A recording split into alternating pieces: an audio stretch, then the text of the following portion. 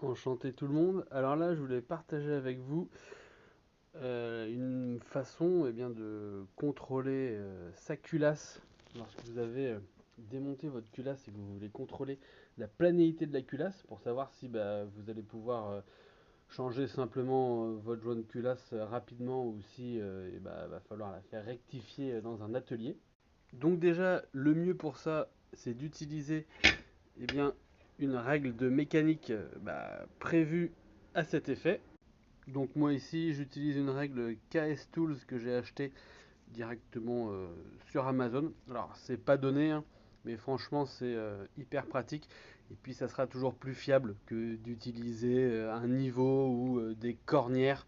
Même si c'est censé être droit, là au moins vous avez vraiment une très haute précision et c'est important. Donc ensuite c'est tout simple, hein. Vous venez positionner donc votre règle de mécanique bien comme ça. Et puis, vous venez contrôler le jeu qu'il peut y avoir entre la règle et votre culasse à l'aide eh bien, d'un petit jeu de cale-paillettes comme ça. Vous utilisez, donc pourquoi on appelle ça un petit jeu de cale-paillettes parce qu'il y a plusieurs cales en fait de disponibles. Ça va donc de 4 centièmes de millimètre à 100 centièmes de millimètre, donc 1 millimètre. Et nous ici, on a besoin d'utiliser celle de 4. Alors le mini normalement c'est 5, mais comme ça à 4, on est sûr d'être bon.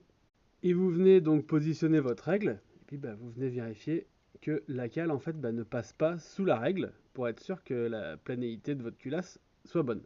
Donc vous venez faire le test dans ce sens-là. Ensuite, vous venez le faire dans l'autre sens, tout le long de la culasse.